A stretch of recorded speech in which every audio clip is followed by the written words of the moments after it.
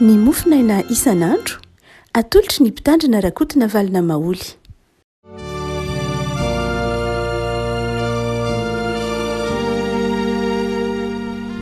Samiarahaba tsika mpifaliana ny havanahitra hatrety akatoky ny pasika ny taona 2024 ity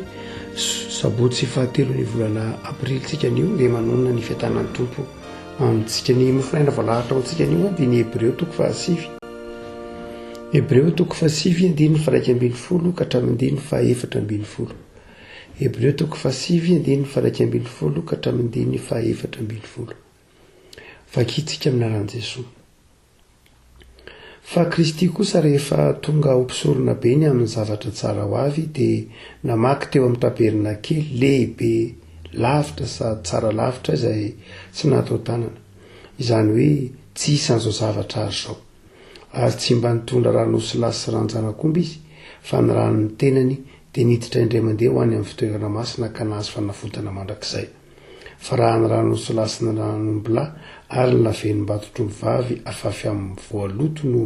manamasina hatramin'ny fanadiovana ny nofo maika fa ny ran'ny Kristy izay nanatitra ny tenany tsy manatsino n'Andriamanitra tamin'ny alalan'ny fanahy mandrakizay no adio ny fieritreretanareo afaka amin'ny asa maty mba hanomponareo an'Andriamanitra velona. Ray masonao manamasinana ny fahamarinana ny teninao ny fahamarinana. Amen. Ny epistily ho an'ny Hebreo dia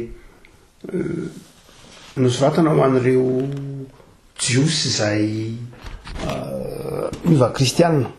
avery matetika mamerina izay tsika eto amin'ny mofinaina. Ireo jiosy zany hoe ny eglizy antsoina hoe judéo-chrétienne, zany hoe ireo jiosy avy amin'ny vavahana jiosy ka nandray an'i Jesosy ho tompo ilay Mesia no antsoina hoe vavahana jiosy kristiana. Ireo zany ilay tao Jerosalema.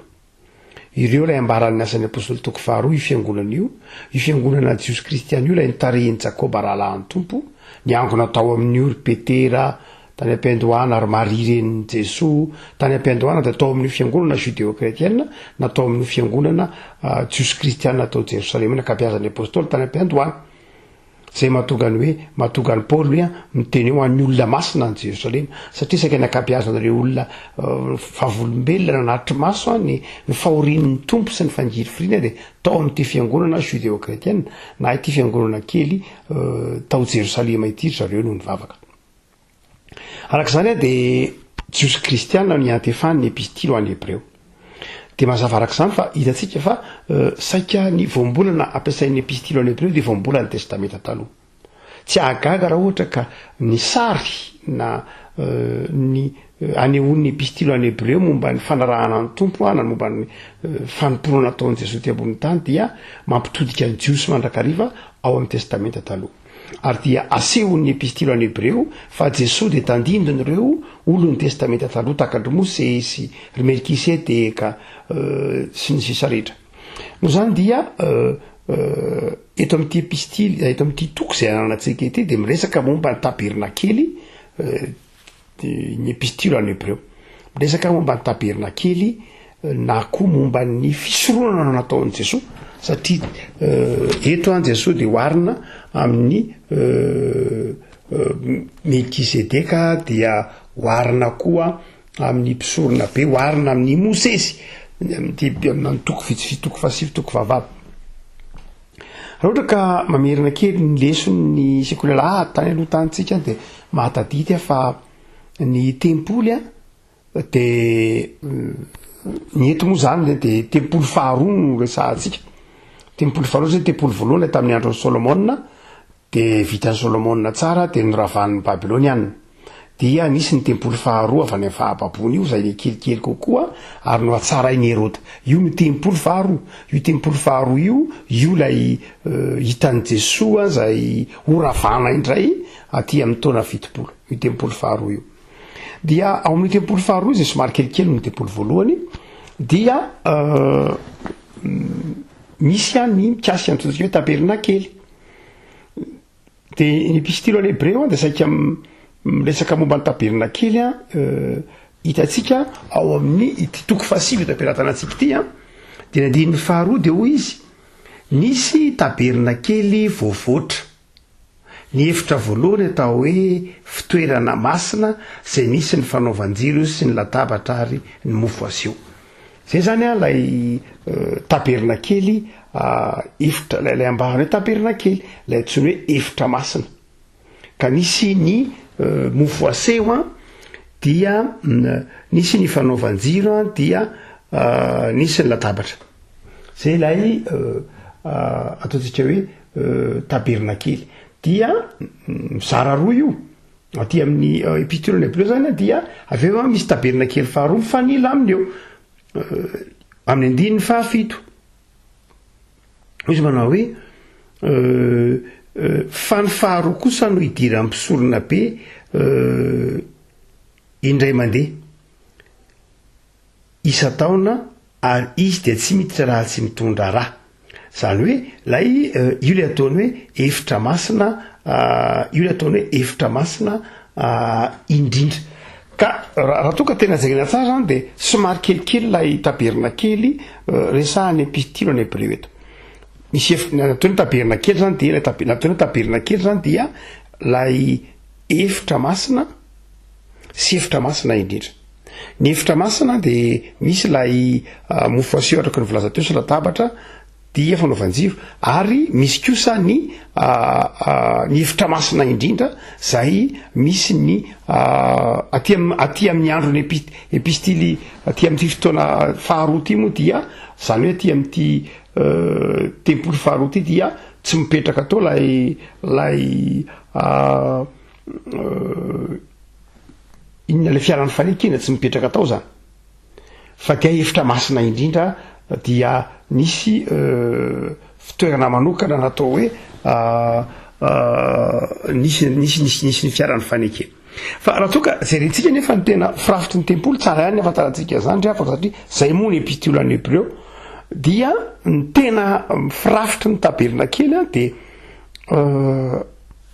araky ny testamenta taloha sy tsy araky epistolany hébreu ty zany fa araka ny tempoly voalohany sy ny tempoly faharoa dia trano lehibe anankiray zay zato akio ny alavany, zato akio ny alavany de mizara roa izy, mizara efamily anankiroa mitambatra. Ny efamily anankiray zany dia 50 akio ny lafiny dia 50 akio mifanakaiky zany ny antsoina hoe taberina kely. Ny akio anankiray tsara nanantsika zany kolotsaina biblika zany. Ny akio anankiray dia eo amin'ny aotra fangy 250 metatra zany 250 centimetatra ny akio anankiray. Dia ny taberina kely zany dia mahitsy zoro lehibe anankiray dia razaraina roa ampovoany de manome efamily anankiroa mitovy na azo atika koa hoe ny efamily anankiroa mitambatra ny manome ny taberina kely. Ka reo efamily anankiroa reo dia 50 akio avy de 50 akio mifanila zany ohatrany efitra roa zany dia manome 100 akio. Ny antony de zao anazavana an'izay lafiny zay rehefa ko malala am'ilay 50 akio voalohany, am'ilay 50 akio voalohany io de misy ny tokotany hitatsika eo amin'ny bokin'ny Exodosy fatelopolo fadimy amby roapolo de miresaka momba ny taberina kely. Ka ilay 50 akio voalohany de ahitana ny altara fanaovana sorona de misy ny tavy fanasana tanana, tavy fidiovana zany. Zay ilay 50 akio voalohany kareo tsika teo 50 akio dia 50 akio mifanila aminy tapany faharoa amin'ny taberina kely zany hoe tena izy fa tsy lay taberina kely resahany epistolany hébreu eto dia 50 akio faharoa dia io misy ny toerana masina sy ny toerana masina indrindra. Fa ny epistolany hébreu de tsy miresaka afa-tsy lay 50 akio voalohany, tsy miresaka afa-tsy 50 akio faharoa zany hoe tsy miresaka afa-tsy ty le hoe toerana masina sy toerana masina indrindra ty. Fa izao rehefa ko malala ny zavatra mahagaga de izao rehefa alainao zany lay sary a ataonao plan lay taberna kely io lay 100 akio dia fitambarana 50 akio anakiroa itsika teo dia alainao ny diagonale zany lay 50 akio anakiroa dia eo amin'ny fionan'io diagonale io magaga mihitsy lavako ny planina nanaovan'Andriamanitra ny taberna kely dia eo amin'ireo diagonale ndreo 50 akio anakiroa mifanily reo zany dia ny diagonale voalohany amin'ilay efamira zany na lay carré dia tena eo amin'ilay diagonale eo afovoany mihitsy no misy ny fiaran'ny fanekena misy ny fiaran'ny fanekena verenantsika zay rehefa aveo lay fiaran'ny fanekena zany ao anatin'ilay efitra masina indrindra aiza ho aiza zany no mipetraka ny fiaran'ny fanekena ny fiaran'ny fanekena dia mipetraka eo amin'ny ao anatin'ny efitra masina indrindra fa aiza ao anatin'ny efitra masina indrindra io eo amin'ny diagonale n'ilay 50 akio zany hoe tena eo afovoan'ilay efamira 50 akio izy ivon'ilay efamira na ataontsika ko mihitsy hoe lay centre de symétrie zany an'ilay efitra masina indrindra no misy ny lay fiaran'ny fanekena dia lay diagonale faharoa kosa zany hoe lay efamira faharoa 50 akio tsika teo dia ny diagonale an'io ndray dia eo no misy ny altara fanaovana ny sorona de azo alaina saratsaina tsara zany fa ny ivon'lay taberna kely tapany voalohany lay 50 akio ny ivony eo amin'ny centre zany eo amin'ilay diagonale eo no misy ny toerana fanaovana ny sorona ny altara zany ary amin'ilay diagonale faharoa kosa amin'ilay 50 akio no misy ny fiaran'ny fanekena lay fiaran'ny fanekena ao anatin'ny efitra masina indrindra ary mifanila kely amin'ny misy efitra kely anankiray mifanily io no misy ny efitra toerana masina dia inona ary ny tiany epistilo any Hebreo resahana raha miteny izy manao hoe fa Kristy kosa rehefa tonga ho mpisorona be ny amin'ny zavatra tsara ho avy dia namaky teo amin'ny tabernakely namaky teo amin'ny tabernakely inona zany lay tabernakely namaky teo amin'ilay tabernakely izy ny tabernakely resahany epistilo any Hebreo dia lay tabernakely zay hotsika hoe efitra masina sy efitra masina indrindra fa lay zanona zany ala tsy manafoana mihitsy mihevitra lay tabernakely manontolo mihitsy namaky teo amin'ny tabernakely zany Jesosy dia ny ao an-tsaina ny ivon'ny tabernakely zany dia teboka anakiroa ny voalohany lay altara hanaovana lay sorona ary ny faharoa ny efitra masina indrindra izay misy ny fiaran'ny fanekena ary dia eo amin'ny toeran'ny fiaran'ny fanekena io dia eo amin'ny tendriny eo amin'ny tapiny eo raha mamaky tsara ny Exodosy 2:7-7 toko fa 9:7-7 toko fa 5:7-2:10 toko 7:7-7 dia misy atao hoe rakitra fanaovam-panavotana zany hoe raha mitenitsika za manao hoe inona ny ivon'ilay efitra masina indrindra dia rakotra fanaovam-panavotana zay ny eo io le tenen'io amin'ny tapon'ny fiaran'ny fanekena io dia asianao rakotra ohatran'ny lavaka kely zay dia eo ambonin'io ny asiana kerobima anakiroa misarina kerobima anakiroa manarona ilay rakotra fanaovam-panavotana dia rehefa tonga ny fotoanan'ny Yom Kippur ndray mandeha ihany zany amin'ilay fotoana fanavotana iny zany dia ndray mandeha ihany ny mpisorona be miala vaty amin'ny lay tapany voalohany tabernakely zany vonoina lay sorona dia avetsy amin'itsy lay fanatitra eo amin'ilay toerana mpanaovana fanatitra iny zany eo amin'ny afovoany mihitsy afovoan'ilay tapany voalohany tabernakely dia miditra amin'izay indray izy dia miditra mitsofoka ao amin'ilay efitra masina indrindra zay ivon'ilay tabernakely faharoa dia mandraraka ilay ranosolahy eo amin'ilay rakotra fanaovam-panafotana misy lavaka kely eo vita amin'ny volamena io dia araraka ao lay ranosolahy impito izay dia ao zany no araraka io le ataon'ny teny hebreu hoe caporette ny ataony hoe caporette ny fakany teny hoe caporette de zao ivo ny famindrampo zay sary zay zany no tiany epistilo an'ny hebreu takatry ny kristianina ry avako malala hoe Jesoa na lay mpisorona be zay tsinona tsy akory fa nalatsaka ny rano ary rehefa nalatsaka ny rany de niditra tao amin'ny toerana masina izy ary nitondra izay rano zay ho ao amin'ilay toerana no man'ny tompo de tsinona tsy akory fa ao amin'ilay rakotra fanaovam-panavotana ina dika zany rehavako malala raha ny jiosy kristiany zany tsoa dia mahatakatra tsara n'izay tsika mo aty anatin'ny tokotan'ny vavahana kristiany efa tokony hatakatra lavitra n'izay koa azy fa ny zavatra tokony ho an-tsaina zany de izao ny tian'ny epistilo an'ny hebreu takatritsika de izao manao hoe Jesoa de mpisorona be ary reto zavatra roa na telo lehibe reto ny tokony ho tsoatonona ny fahafatesan'ny tompo toa miazo fijaliana de midika fampiavana midika fanesorana ny otan'ny olona fanesorana ny otan'ny olona zay eo zany epistilo an'ny hebreu de mampitodika ny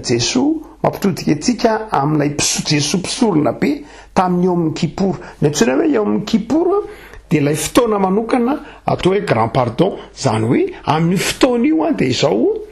mpisorona be miditra ndray mandeha isa-taona ary mitondra mangataka famelana ho an'ny olona ndray mandeha isa-taona dia asehon'ny epistilo an'ny hebreu zany fa izao manao hoe vita efa noentin'ny Jesoa zay ny tenany zay sady mpisorona be ny sorona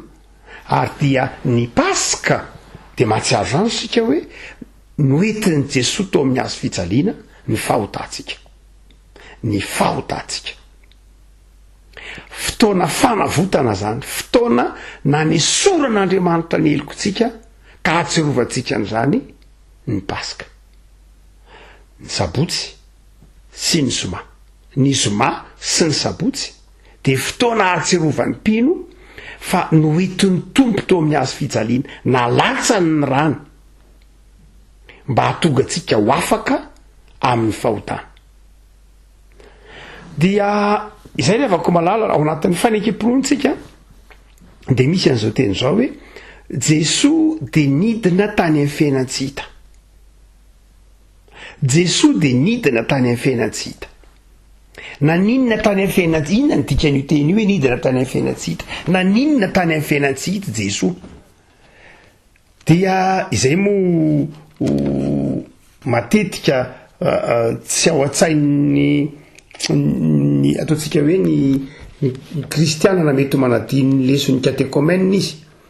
fa raha ohatra ka mamaky tsara ny taratasy amin'ny soratan'ny Petera sika Petera voalohany toko faefatra de tena zay mifanandrify indrindra amin'ity fanazavana ny epistilo an'ny hebreu ity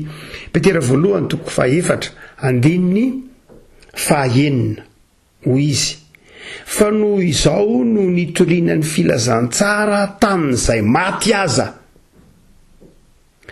zany hoe amin'ny hevitry teny io dia Jesoa nidina tany amin'ny fiainantsika mbola nitory ny filazantsara tamin'ireo maty nidina tany amin'ny fiainantsika zany Jesoa mba ahatonga ny fiainantsika tsy hiazona ireo talohan'ny fahatongavany Jesoa tety amin'izao tontolo zao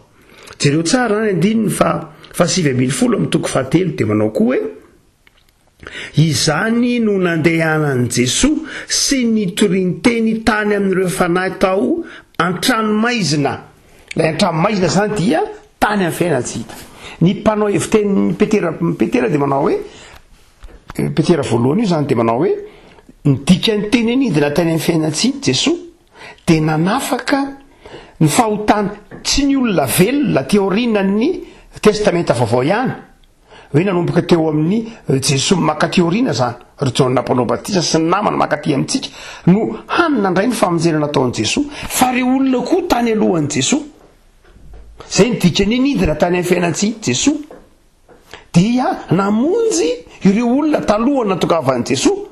tety amin'izao tontolo zao namonjy andry Jakoba ry Mosesy ry Abrahama ry sy ny sisa rehetra zay ny fanazavana no mpivoafy ny epistolany Hebreo hoe zay nydika le teny nidina tany amin'ny fiainatsika nidina tany amin'ny fiainatsika zany Jesoa dia nandeha nitory nanafaka ny fanahin'ireo nino n'Andriamanitra ireo mpanompon'Andriamanitra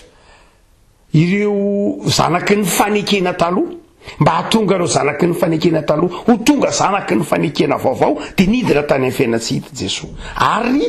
nitsangana avany an-tsainatsika nandresy ny fahafatesana hotsika manao hoe ilay Jesoa mpisorona be zany dia Jesoa nitondra ny otantsika rehetra ny otan'ny olombelona rehetra tsy ny olombelona amin'ny vanim-potoana ankehitriny ihany tsy ny olombelona aty amin'ny andron'ny testamenta vaovao zany hoe amin'ny lafin'ny kronolozia ara-potoana zany hoe nanomboka ny taona ray nakaty ihany na taona oatra makaty ihany fa ny tany aloha rehetra mihitsy ny tany aloha rehetra mihitsy zay ihany nentin'i Jesoa teo amin'ny azy fijaliana ina zany ny evi-panahy tokony ho tsaronao ny tokony ho tsaronao zany de zao le avako malala nandatsaka ny rany Jesoa nitondra ny tenany nanolotra ny tenany nanaiky faty teo amin'ny azy fijaliana Jesoa mba hahatonga atsika ho voavela heloka mba hahatonga atsika ho voavela heloka ary tsy manan-kery aminy ny fahafatesana de tsy manan-kery amintsika koa ny fahafatesana fa ny faharoa de izao ny evi-panahy ny epistolany Hebreo koa afaka malala aseho hoe Jesoa de niditra tao amin'izany efitra masina zany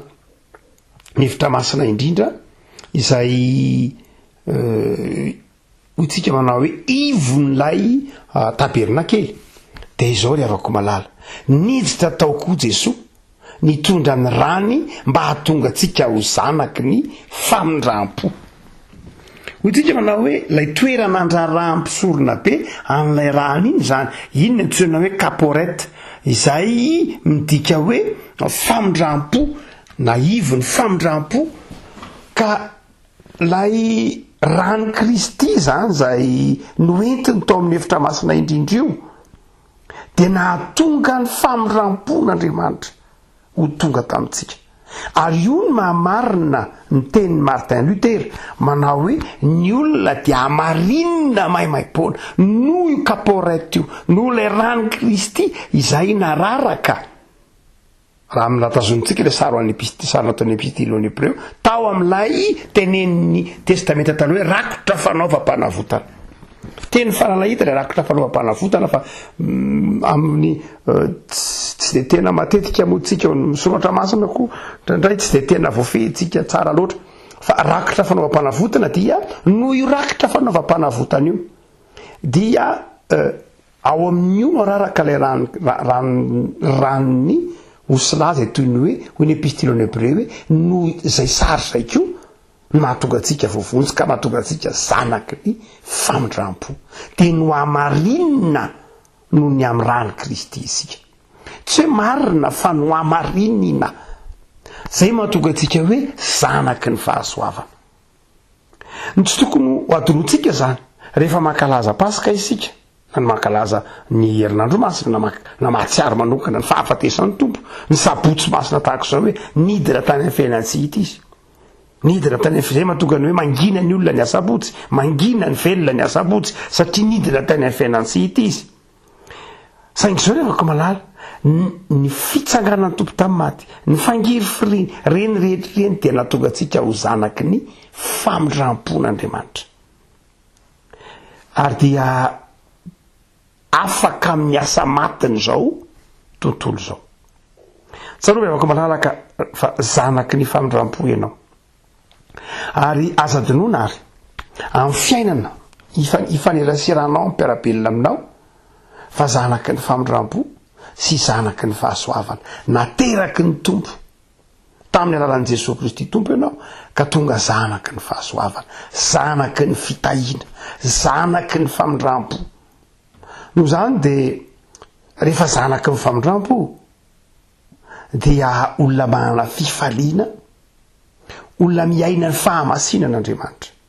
Eto am-pamaranana raha ampiarina pratika kokoa zay sarina ampiasin'ny epistily any Hébreu zay de eo tsika hoe zavatra anankiroa ataovy an-tsaina. Ny voalohany de zao voavelany ilikao, voavelany ilikao raiso amin'ny finoany zay, tsy novidiana tamin'ny mbolameny zany, tsy novidiana tamin'ny fiezahanao zany, fa voavelany ilikao. Ary ny faharoa de izao, zanak'Andriamanitra ianao, ary rehefa zanaka de iantohana, rehefa zanaka de arovana, rehefa zanaka de mpandova. Alao ery ary avako malala am'izao sabotsy masina izao, miomana raiso ny famelan-keloka tolotry ny tompo ary mino fa zanak'Andriamanitra ianao. Vavakisika tompo misaotranao zahay fa Jesosy zanakao no namonjy anay teo amin'ny hazo fijaliana, foinao mba hahatonga anay ho zanakao. Vita fifanana aminao zahay ary ny rany no nanafaka anay tamin'ny fahotana, nanadio anay de tonga zanaky ny famindrampo zahay, zanaky ny fahasoavana. De azavelanao ho zanaka amin'ny ferinaina tompo, azavelanao ho zanaka kivy na mahatsiaro voageja manodidina, farakofiny rahanao zahay Jesosy, mba hatsiaro fa afaky izay manana anao, sambatra izay manana anao, ary zanak'Andriamanitra rain-tampo aminao Jesosy, mpiray lova aminao, dia tehirizo tompo ho amin'ny fiainam-pahasoavany zahay, tehirizo ny fanoratenanay ho masina sy mendrika anao hatrany. De am'izao iandrasanay ny Pasika izao, itsenana ny Pasika izao, de diovy ny fonay amin'ny ranao Jesosy. Amen.